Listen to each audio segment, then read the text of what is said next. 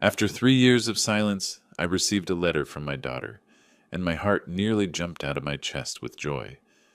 I was about to open it when my wife shouted, "Stop!" I asked, "What's wrong?" She pointed and whispered, "Can't you see?" I looked closer, and what I saw shocked me to the core. Before we continue, please subscribe to the channel, and write in the comments what time it is where you are now. My hands trembled as I reached for the mailbox. Something about the white envelope on top made my pulse quicken before I even saw the handwriting. 3 years of empty mailboxes had trained me not to hope, but there it was, Naomi's careful script spelling out my name. August 31st, her birthday. How could I forget? I held the envelope against the afternoon light, studying the familiar curves of her letters. The return address showed her Lincoln Park apartment, the same place where everything fell apart. My chest tightened with possibilities I'd buried long ago. "Minnie!" I called, rushing up the front steps. "Minnie, get over here, quick!" My voice cracked with an excitement I hadn't felt in years. The screen door slammed behind me as I hurried through the living room, still clutching the envelope like it might disappear. "What's all the shouting about?" Minnie appeared from the kitchen, wiping her hands on a dish towel. Her gray eyes immediately found the letter in my grip. "Look at this." I held it up, watching her expression change from mild annoyance to surprise.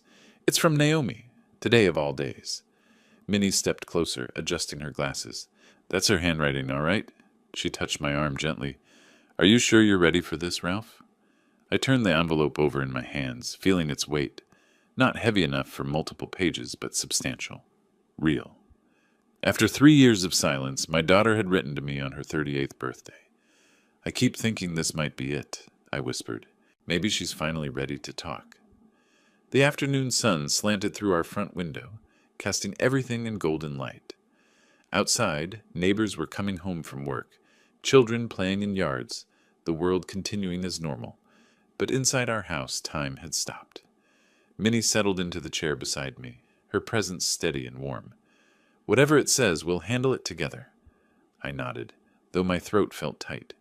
3 years of hoping, of failed attempts, of lying awake wondering if I'd been too harsh, too stubborn. 3 years of missing my daughter's laugh, her quick wit, the way she used to call me every Sunday just to chat. The envelope felt heavier now, loaded with possibilities. Reconciliation, forgiveness, maybe even an invitation to be part of her life again.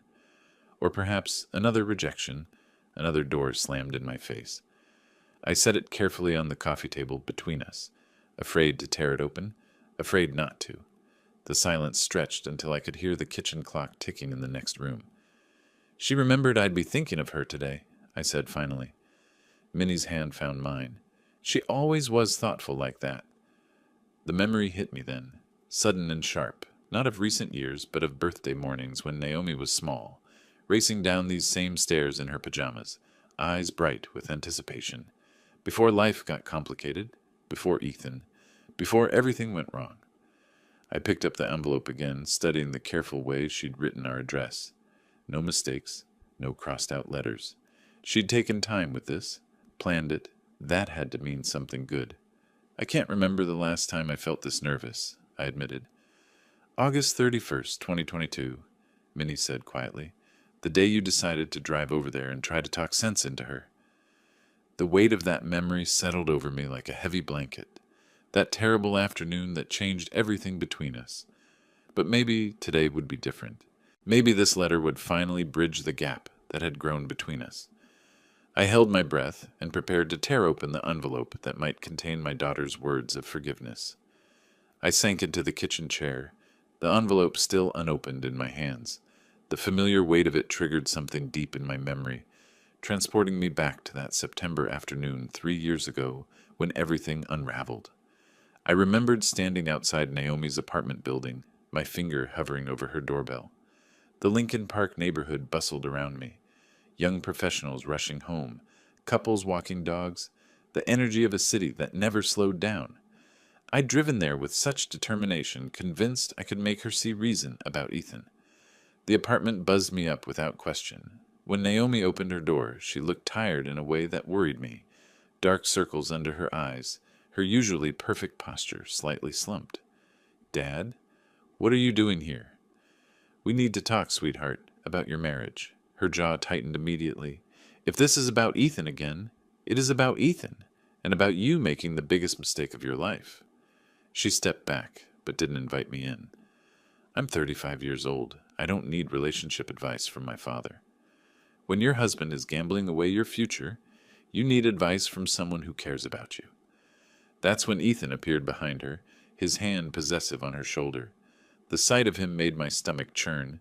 Too smooth, too charming, the kind of man who could convince you to give him your last dollar and thank him for it. "Ralph," he said with false warmth, "what brings you by?" "I'm talking to my daughter about the casino receipts I saw in your car last month." Naomi's face went white. "You were snooping in our car?" "I was helping you move that bookshelf, and papers fell out of the glove compartment. $1,200 in one night, Naomi. How many nights like that have there been?" Ethan's mask slipped for just a second, revealing something cold underneath. That was a work event. Client entertainment. "Don't lie to me, son. I know the difference between business expenses and addiction." "This is my life," Naomi exploded. "My marriage, my decisions. When are you going to stop treating me like a child?" "When you stop acting like one. This man is destroying your credit, probably already drained your savings. You don't know what you're talking about." But I could see in her eyes that I did know.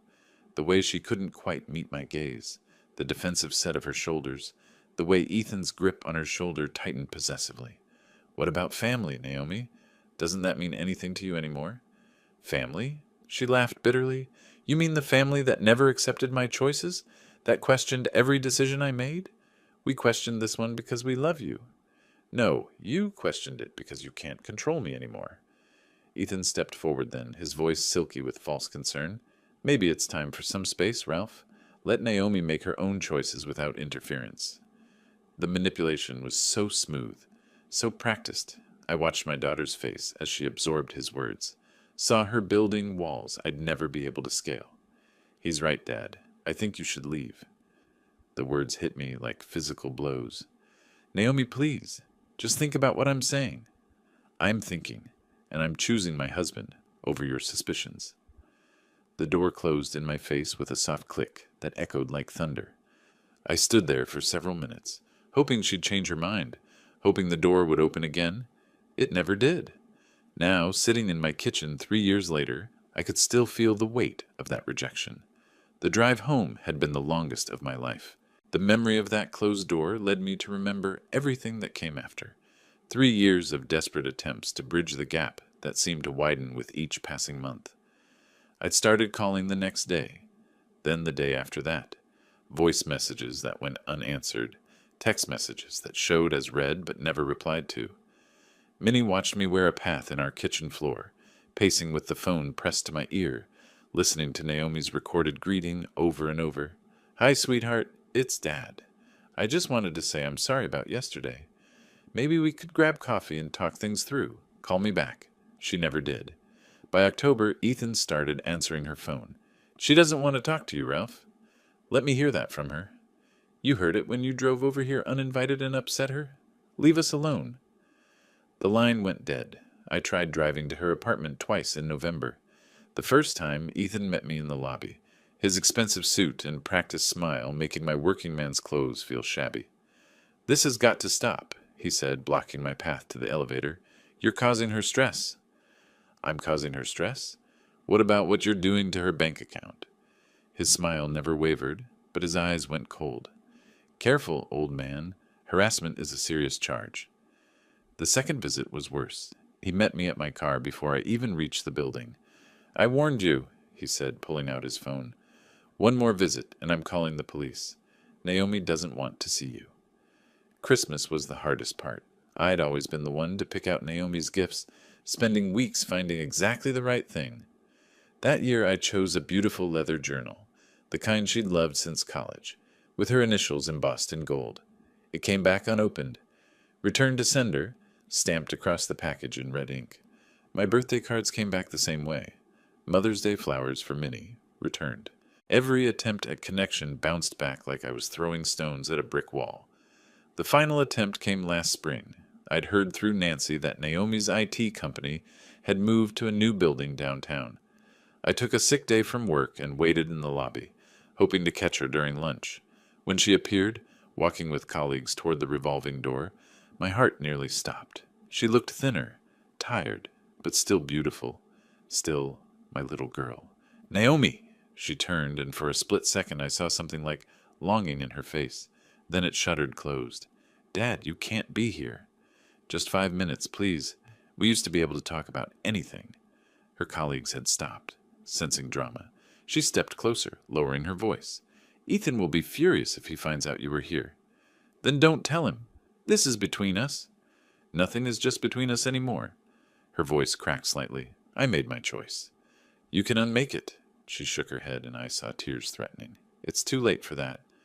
She walked away without looking back, leaving me standing in a corporate lobby, surrounded by strangers who pretended not to stare. That night, I told Minnie I was done trying. Some bridges, once burned, couldn't be rebuilt. But sitting here now, holding this unexpected letter, I felt that old hope stirring again. Maybe I'd been wrong. Maybe some bridges could be rebuilt after all. I stood up, carrying the letter with me as I went to find Minnie. Whatever this envelope contained, we'd face it together. I walked back through the kitchen doorway, the envelope clutched against my chest like a treasure. Minnie sat in her favorite armchair by the living room window, afternoon sunlight catching the silver threads in her hair as she worked on her crossword puzzle. "Minnie?" My voice came out softer than intended, reverent almost. She looked up, pencil suspended midair. "Ralph, you look like you've seen a ghost." "Better than a ghost." I held up the envelope, my hand trembling slightly. "It's from Naomi. Today, of all days." The crossword book slipped from her lap as she stood. "Are you certain?" "Look at the handwriting. Those careful loops. The way she crosses her T's." I brought the envelope closer so she could examine it. She remembered it's her birthday. She's thinking about us. Minnie adjusted her reading glasses, studying the address with the focused attention she'd once given to student papers. "It does look like hers," she said slowly, after all these years of silence. Maybe she finally understood that family is the most important thing. The hope in my own voice surprised me. Maybe Ethan's control isn't as strong as we thought. She reached for my free hand, squeezing gently. "Oh, Ralph, I've missed her so much." Her laugh, the way she used to call with every little triumph at work. Remember how proud she was when they promoted her to manager? Before he poisoned her against us. The old anger tried to surface, but I pushed it down. Today was about hope, not bitterness. But this letter changes everything. She reached out first. We stood there together, both staring at the envelope that might contain our daughter's words of forgiveness. The living room felt charged with possibility, like the air before a thunderstorm that promises to wash everything clean. "What do you think she says?" Minnie whispered. "Maybe she's pregnant. Wants to tell us about grandchildren." My imagination ran wild with possibilities. Or she left him. Realized we were right about his gambling. Or she just misses her dad. Minnie's eyes filled with tears. 38 years old today, and part of her is still our little girl who used to climb into bed with us during thunderstorms. I nodded, remembering birthday mornings filled with pancakes and torn wrapping paper, when making Naomi happy was the easiest thing in the world. Before life got complicated, before we lost each other in a maze of pride and misunderstanding. "Whatever she says, we'll face it together," Minnie said, settling into the couch beside me. I positioned my finger under the envelope flap, ready to tear it open and discover what our daughter wanted to tell us after 3 years of silence. The paper felt substantial, important, real. "Here goes nothing," I murmured, starting to lift the flap. "Wait!" Minnie's sharp voice made me freeze. My fingers stopped halfway under the envelope flap, Minnie's urgent tone cutting through my excitement like a blade. "Wait for what?" She leaned closer, squinting at the address through her reading glasses. "Give me another look at that handwriting." "Minnie, what's wrong?" "Something's not right." She took the envelope from my hands, holding it up to the window light. "Look at how she wrote your name. See the slant?" I studied the letters more carefully, irritation prickling at my hope. "It looks fine to me." "No, Ralph. Naomi's writing always slanted to the right. Always. 30 years of grading papers taught me to notice these things." Her finger traced the letters. "This slant's left. Maybe she's stressed. People's handwriting changes when they're upset." Not the fundamental slant. That's muscle memory. Minnie held the envelope at arm's length, then close again. And look at the pressure. Naomi has a heavy hand. She presses hard when she writes. These letters are too light. My chest tightened with a different kind of fear. You're imagining things. Am I? Look at this A in Ralph. Naomi makes her A's perfectly round, like little circles. This one has a pointed top. She pointed to specific letters. And she never, ever makes her F's like that. Too fancy, too many loops. Handwriting changes over time. Not this much, not the basic letter formations. Minnie's voice carried the authority of someone who'd spent decades analyzing student work. This person is trying to copy her style, but getting the details wrong. I wanted to argue, to defend my fragile hope, but doubt crept in like cold water. The more I looked, the more the differences became obvious. The spacing between words, the rhythm of the letters, even the way the pen had moved across the paper. It all felt foreign. But who would... I started, then stopped. I don't know. But this isn't from our daughter. The envelope suddenly felt heavy in my hands, not with promise, but with deception. Someone had gone to the trouble of imitating Naomi's handwriting, of using our pain against us. The cruelty of it took my breath away. Maybe I'm wrong, Minnie said softly, seeing the devastation on my face. Maybe she learned to write differently, or... No. The word came out flat and dead. You're right. I can see it now. The careful hope I'd built over the past 10 minutes crumbled like a house made of cards. Someone's playing games with us. We sat in silence, the envelope lying between us, like evidence of our foolishness.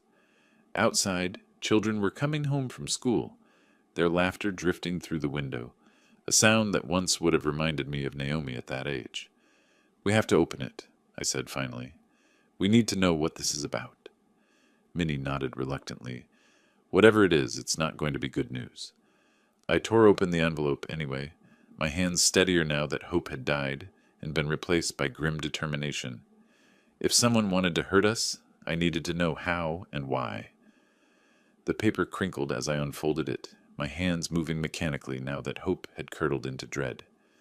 Minnie leaned against my shoulder, both of us peering at the single sheet of white paper. Dear Dad, I read aloud, my voice catching on the familiar word that now felt like a lie. Read it all, Minnie whispered. I cleared my throat and continued.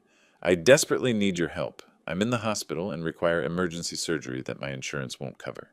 The doctors say I need $15,000 immediately, or I might not survive. Oh my, Minnie gasped. I know we haven't talked in years, but you're the only one I can turn to. Please don't let our past disagreements prevent you from saving your daughter's life. I need you to immediately transfer the money to my cryptocurrency wallet and wallet number. The random string of letters and numbers felt like gibberish in my mouth. I looked at Minnie, whose face had gone pale. Time is critical, I continued reading. The surgery is scheduled for tomorrow morning, and they won't proceed without payment.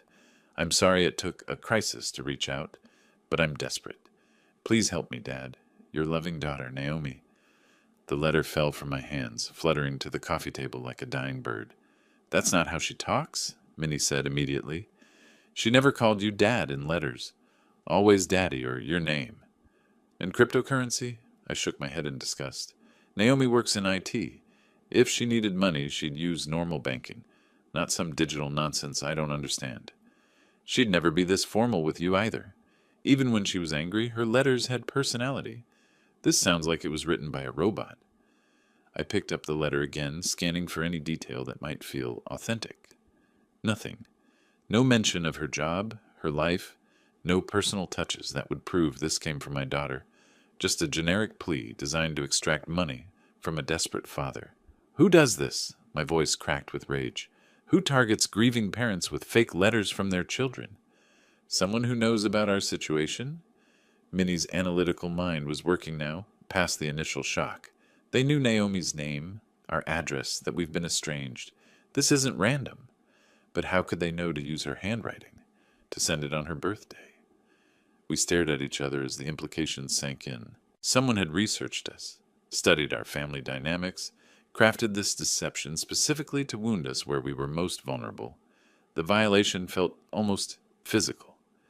$15,000, I said, reading the amount again. They really thought we'd fall for this? You were ready to tear open that envelope with pure joy 5 minutes ago, Minnie pointed out gently. If I hadn't noticed the handwriting... She didn't need to finish. I would have believed every word, would have been calling banks and trying to figure out how to send cryptocurrency to save my daughter's life. The scammer had counted on my love, my guilt, my desperate need for reconciliation. I need to call Naomi, I said, standing abruptly. Right now.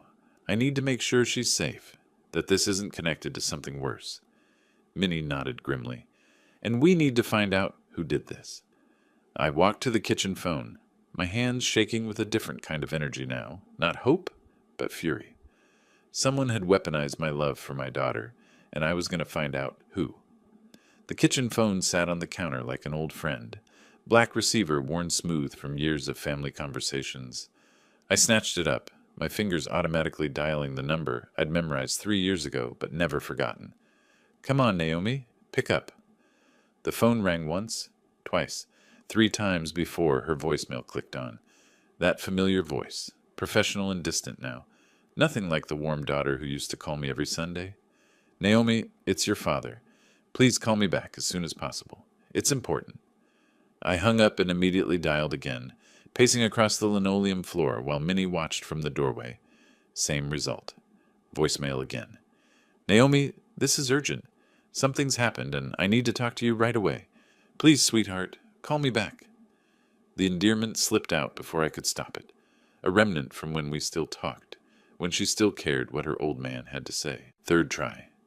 My hands were shaking now, whether from anger or anxiety, I couldn't tell. Naomi, someone is using your name to try to scam us. They sent a fake letter asking for money, pretending to be you. I need to know if you're safe and if this is connected to something bigger. Call me immediately. I slammed the receiver down harder than necessary. She's not answering, I told Minnie, though that was obvious. Maybe she's at work. It's only 3:30 on a Saturday afternoon. Or maybe he won't let her answer calls from unknown numbers. The thought made my chest tighten. What if he screens all her calls, controls who she talks to? Minnie stepped closer, her hand gentle on my shoulder. Ralph, your blood pressure. You're getting worked up. Of course I'm worked up.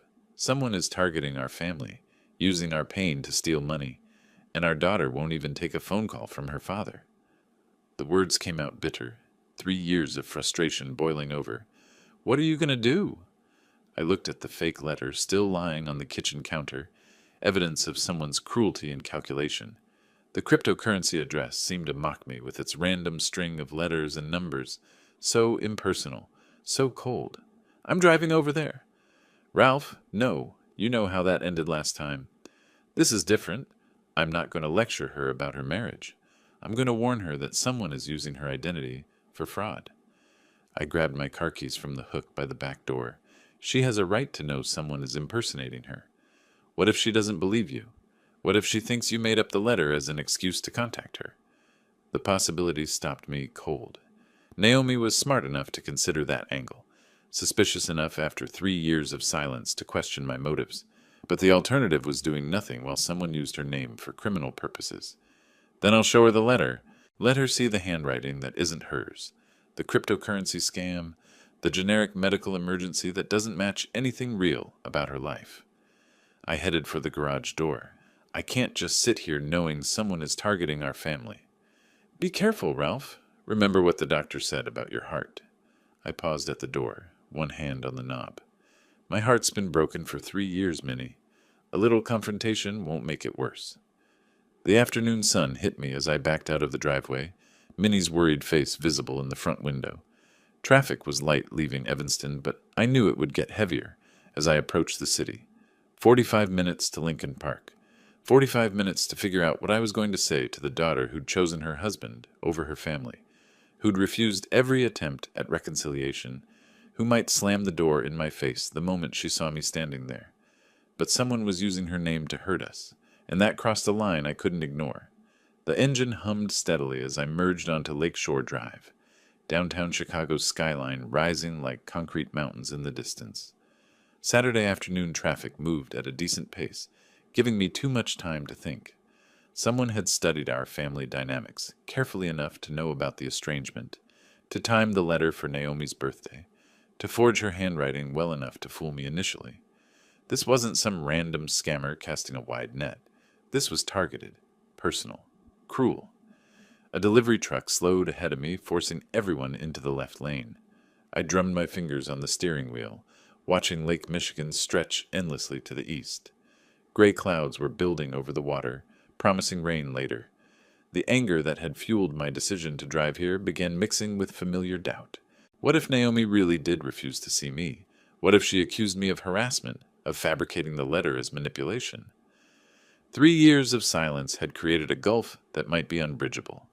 But the alternative was worse, doing nothing while someone weaponized our family pain for profit. Traffic thickened as I approached downtown, the usual weekend congestion of tourists and shoppers heading to Navy Pier and the Magnificent Mile. I took the North Avenue exit, winding through streets that grew progressively more upscale as I entered Lincoln Park. Naomi's neighborhood represented everything she'd achieved without us: professional success, financial independence, a life carefully constructed to exclude the parents who'd raised her. The townhouses here cost more than I'd made in 5 years of engineering work. I'd driven these streets before during my failed reconciliation attempts, memorizing the route to my daughter's door. The brick facades and manicured gardens spoke of young professionals who'd made it, who belonged to a different social class than their working-class parents. My hands gripped the steering wheel tighter as I imagined the conversation ahead. Best-case scenario, Naomi would listen, understand the threat, maybe even thank me for warning her. Worst case, she'd see this as another attempt to interfere in her life, another reason to keep me at arm's length. What if she genuinely didn't know about the letter? That seemed most likely. Why would she be involved in scamming her own parents? But then who was behind it? Ethan was the obvious suspect.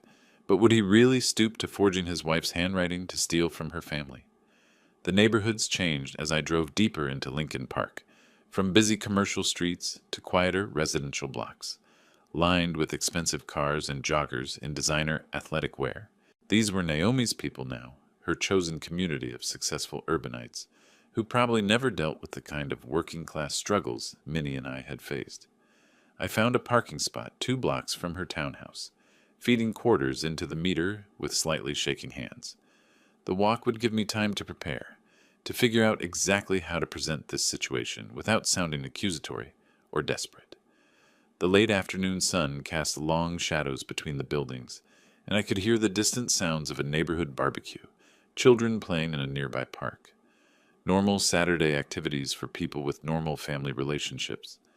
Naomi's townhouse came into view, 3 stories of red brick with black shutters, a small front garden filled with flowers I didn't recognize. Expensive, tasteful, everything she'd wanted that we couldn't provide when she was growing up. Lights were on in the front windows. Someone was home. I stood at the bottom of her front steps, looking up at the burgundy door with its brass knocker and security system panel. 3 years since I'd last stood here. 3 years since she'd chosen her husband over her father's warnings. My finger hovered over the doorbell. The doorbell chimed with an elaborate melody that echoed through the townhouse. Footsteps approached, quick, light steps I remembered from childhood. The security peephole darkened as someone looked through, then went light again. A pause, then the sound of locks turning. The door opened to reveal Naomi, older now, but still unmistakably my daughter.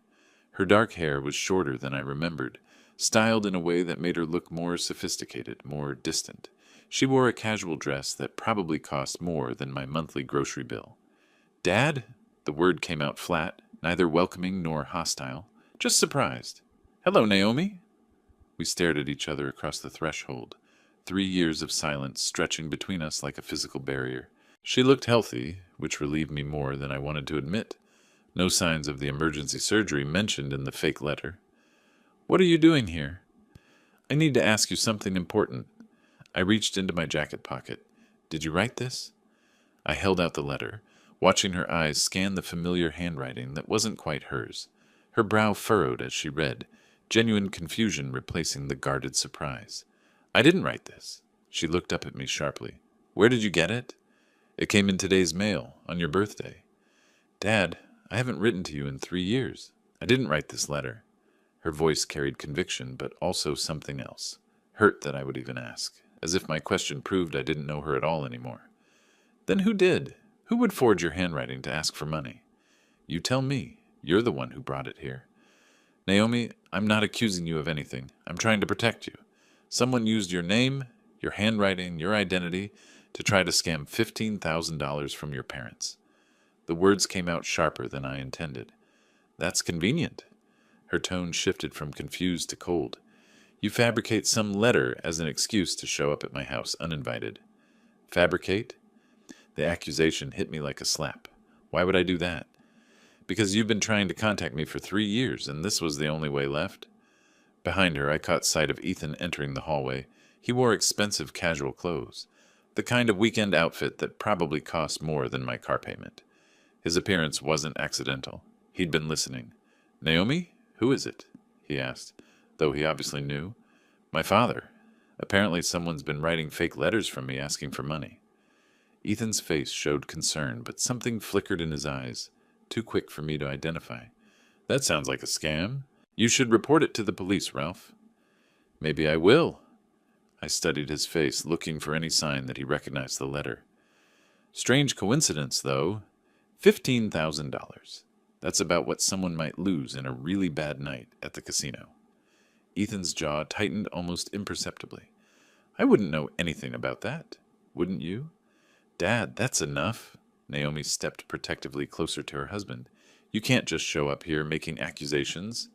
I'm not making accusations. I'm asking questions. I looked between them, noting how Ethan's hand had moved to Naomi's shoulder. Possessive. Controlling. Someone targeted our family specifically. Someone who knew about our situation, your birthday, your handwriting style. Anyone could find that information online these days, Ethan said dismissively. Could they? Could they find samples of Naomi's handwriting? Could they know she's been estranged from her parents for exactly 3 years? Dad, you need to leave. Naomi's voice carried finality. I didn't write that letter. I don't know who did, and I can't help you figure it out. Can't? Or won't? Both. She started to close the door. Don't come here again without calling first. I tried calling 3 times. You didn't answer. Then maybe take the hint. The door closed with a soft but definitive click, leaving me standing on the front step with more questions than answers. I'd accomplished nothing except confirming that Naomi genuinely didn't know about the letter, but Ethan's reaction bothered me. Too defensive, too eager to end the conversation. I walked slowly back to my car, the fake letter still in my pocket, feeling like I'd missed something important. The lock clicked behind me with such finality that I almost turned around to knock again. But Naomi had made her position clear. She didn't want to see me, didn't believe me, and thought I'd fabricated the letter as manipulation. Walking back to my car felt like moving through thick water, each step heavier than the last. The golden evening light that had seemed hopeful during my drive here now felt mocking, illuminating my failure in harsh detail. I started the engine and pulled away from the curb, watching Naomi's townhouse shrink in my rearview mirror. 3 years of hoping for reconciliation, and I'd managed to make things worse. She probably thought I was getting desperate in my old age, creating elaborate schemes just to force contact. Traffic moved slowly on Lakeshore Drive, giving me too much time to replay the conversation. Something about Ethan's behavior bothered me, but I couldn't put my finger on what. The way he'd appeared so quickly behind Naomi, like he'd been listening, the slight tenseness in his voice when he suggested reporting the letter to police, the protective way he'd stood with his hand on her shoulder.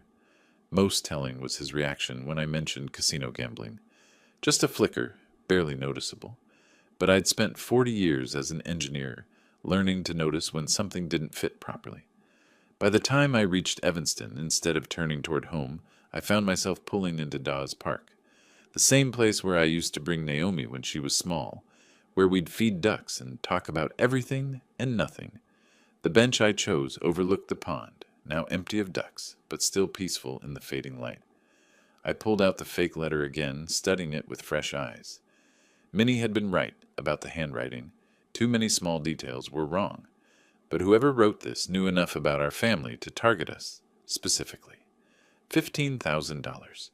the exact amount someone might need to cover gambling debts accumulated over months of bad luck at Chicago's casinos. Someone who had access to samples of Naomi's handwriting, who knew about our estrangement, who understood exactly which emotional buttons to push. Someone who lived in the same house as my daughter. The more I thought about it, the more Ethan's behavior made sense. His eagerness to end the conversation, his defensiveness when I mentioned casinos, the way he'd positioned himself between Naomi and me like a barrier. He wasn't protecting her from an unwelcome father. He was protecting himself from exposure. A cool breeze rustled the trees, carrying the first hint of autumn's approach. Change was coming, whether any of us wanted it or not. I folded the letter carefully and put it back in my pocket. Evidence. Not of Naomi's betrayal, but of someone else's desperation and manipulation. Someone who thought he could use our family's pain for his own financial salvation. The park was growing quiet as families gathered their children and headed home for dinner. Normal families who talked to each other, who didn't have years of silence to bridge, who didn't have to worry about fraud and manipulation tearing them apart. But we weren't a normal family anymore. We were a damaged one, held apart by someone who benefited from our separation. Someone who needed us to stay angry and distant because reconciliation would mean exposure. Standing up from the bench, I felt something I hadn't experienced in 3 years. Not hope exactly, but determination. Ethan had made a mistake today. He'd shown his hand just enough for someone paying attention to notice. I walked back to my car, already planning what I'd tell Minnie. We needed to wait and watch. If Ethan had written that letter, he'd probably made other mistakes too. Desperate people usually did. The drive home took only 5 minutes, but it felt like emerging from a long, dark tunnel into light. For the first time since the divorce, I had a target for my anger that wasn't my own daughter. 3 days passed like slow torture. Minnie and I discussed the situation endlessly, analyzing every detail of my confrontation with Naomi, every suspicious reaction from Ethan. We decided to wait, to let things develop naturally rather than pushing harder and risk making everything worse. Tuesday evening arrived gray and drizzly, the kind of weather that matched my mood. Minnie was in the kitchen preparing dinner when the doorbell rang at exactly 7 o'clock. "I'll get it," I called, expecting maybe a neighbor or delivery driver.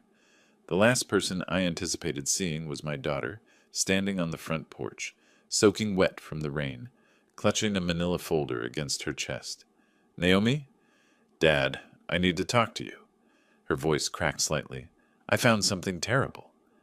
She looked like she'd been crying. Her usually perfect hair hung limp around her face, and her expensive clothes were wrinkled as if she'd thrown them on without care. But it was her eyes that stopped me cold. They held the same desperate clarity I'd seen in the mirror 3 years ago. "Come in, sweetheart. You're soaking." I stepped aside, watching her shake rain droplets from her jacket. Minnie appeared in the hallway, took one look at Naomi's distressed state, and immediately shifted into maternal mode. "Oh, honey, what's wrong? Let me get you a towel." "I'm fine, Minnie. I just—" Naomi opened the manila folder with trembling hands. "Dad, look at these papers. I found them in Ethan's desk." She spread several sheets across the coffee table. Even from across the room, I could see what they were. Practice sheets filled with handwriting exercises. Row after row of attempts to copy familiar letter formations. "What am I looking at?" I asked, though my heart was already racing. "Practice sheets. He was trying to copy my handwriting." Her voice broke completely. "Dad, look at this one." She pointed to a sheet covered with attempts at writing her own name, her address, even what looked like draft versions of the fake letter I'd received. The evidence was overwhelming, undeniable. "I found these yesterday when I was looking for our insurance papers. They were hidden in a folder marked business expenses." She wiped her eyes with the back of her hand. "I confronted him about it last night." "What did he say?" "At first he denied everything. Said they weren't his, that maybe someone planted them." She laughed bitterly. "But when I pressed him, when I threatened to call you and ask if you'd really received a letter, he confessed." He broke down completely. "Dad, he has gambling debts. Serious ones. He's been going to the casino in Hammond 3-4 times a week for months. He owes money to people who aren't patient about collecting." The pieces fell into place with sickening clarity. Ethan's nervousness during my visit, his eagerness to get rid of me, his defensive reaction to any mention of gambling. It all made perfect sense now. He targeted you because he knew about our estrangement, Naomi continued. He thought you'd be so desperate to hear from me that you'd send money without asking too many questions. How much does he owe? $37,000. The number fell between us like a stone. The letter asking for $15,000 was just the first payment. He planned to send more letters, different medical emergencies, until he got enough to cover his debts. I sat down heavily, the full scope of Ethan's manipulation finally clear. He hadn't just been a bad husband. He'd been systematically using our family's pain for his own criminal purposes. Dad, I'm so sorry. Naomi's tears started flowing again. You were right about him 3 years ago. You tried to warn me, and I chose him over you. I let him convince me that you were trying to control my life when you were actually trying to protect me. Sweetheart? No, let me finish. I should have listened to you. I should have seen the signs. You and Minnie are the only people in the world who would never lie to me or hurt me, and I threw that away because a manipulator told me I should. Minnie moved to sit beside her on the couch, wrapping an arm around her shoulders. The important things that you found out the truth. I'm filing for divorce, Naomi said firmly. Tomorrow. I can't stay married to someone who would try to steal money from my parents by pretending to be me. I looked at my daughter, really looked at her for the first time in 3 years, and saw not the defensive woman who'd shut me out, but the strong, intelligent person Minnie and I had raised. She'd been manipulated and isolated, but she hadn't been broken. Can you forgive me? She whispered. I didn't trust my voice to answer, so I just held out my arms. She fell into them like she was 12 years old again, and for the first time in 3 years, my family was whole. Come on, both of you, Minnie said, standing up and smoothing her apron. Let's sit down properly and talk about this over a meal. I was just making pot roast. There's plenty for 3. We moved into the kitchen together, and I watched Minnie automatically set a third place at our small table. The simple domesticity of the moment, plates and silverware, the smell of dinner, my daughter sitting in the chair she'd occupied as a child, felt like a miracle. I can't believe I let him isolate me from you for so long, Naomi said, accepting the plate Minnie placed before her. He was so subtle about it, always finding reasons why I couldn't visit, why phone calls were inconvenient, why you two were trying to manipulate me. Professional manipulators are good at their work, I said. Don't blame yourself for being deceived by an expert. But the signs were there. The secrecy about money, the way he controlled my schedule, how he always had an explanation for why my family was the problem. She pushed food around her plate absently. He made me believe that choosing him meant proving my independence. I reached across the table and covered her hand with mine. The important thing is that you saw through it eventually. I should have seen through it 3 years ago when you tried to warn me. Should have, could have, would have. Minnie's voice carried the practical wisdom of decades. None of that matters now. What matters is moving forward. I stood up and walked to the kitchen drawer where I kept matches. Speaking of moving forward, there's something we need to do. I pulled out the fake letter, now wrinkled from being carried around for days. This thing has caused enough damage to our family. Understanding immediately, Naomi nodded. We moved to the kitchen sink, all 3 of us crowding around the basin. I struck a match and held the flame to one corner of the letter. The paper caught quickly, curling and blackening as it burned. Good riddance, Naomi whispered, watching the last traces of Ethan's deception wash down the drain. With the letter destroyed, Minnie disappeared into the living room and returned carrying a thick photo album, the one filled with pictures from Naomi's childhood. She opened it to a page showing a gap-toothed 8-year-old Naomi at a Cubs game, grinning between her parents. Remember this day? Minnie asked. You insisted on getting a hot dog at every inning. And Dad kept buying them for me, even though I only ate half of each one. Naomi laughed, the first genuine laughter I'd heard from her in years. We spent the next hour looking through photos, remembering birthday parties and Christmas mornings, family vacations and quiet Sunday afternoons. Each picture was proof that we'd been a loving family once, that the bonds between us were stronger than any manipulator could permanently break. I've missed this so much, Naomi said, touching a picture of herself at 16, rolling her eyes at something I'd said. I've missed having parents who actually cared about my well-being instead of what they could get from me. You'll always have that, I said firmly. No more years of silence. We stay in touch from now on, no matter what. Never again, she promised. And Dad, I want to write you a real letter. Next week, when things settle down. A real letter in my real handwriting, telling you everything I've wanted to say for 3 years. The contrast was perfect. From fake communication designed to steal money to genuine connection meant to rebuild love. It felt like the universe correcting itself. What about Ethan? Minnie asked practically. Where will you stay during the divorce proceedings? I've already moved out, Naomi said. I'm staying at a hotel for now, but I was hoping... She looked between us uncertainly. Could I maybe stay in my old room for a few weeks, just until I find my own place? Sweetheart, this is your home, I said. It always has been. We just lost you for a while. As we cleaned up the dinner dishes together, the three of us moving around the kitchen in comfortable synchronization, I marveled at how quickly the natural rhythms of family life reasserted themselves. It was as if the 3 years of separation had been a bad dream, dissolved by truth and honesty. Later, as Naomi settled into her old bedroom, I stood in the doorway watching her organize her things. She looked younger somehow, freed from the weight of maintaining a marriage built on lies and manipulation. Thank you for not giving up on me, she said quietly. Never, I replied. Family doesn't give up. That's what makes it family. Outside, rain continued falling, washing the world clean for tomorrow. If you liked this story, please like this video, subscribe to the channel, and share your impressions of this story in the comments. To listen to the next story, click on the box on the left. Thank you for watching.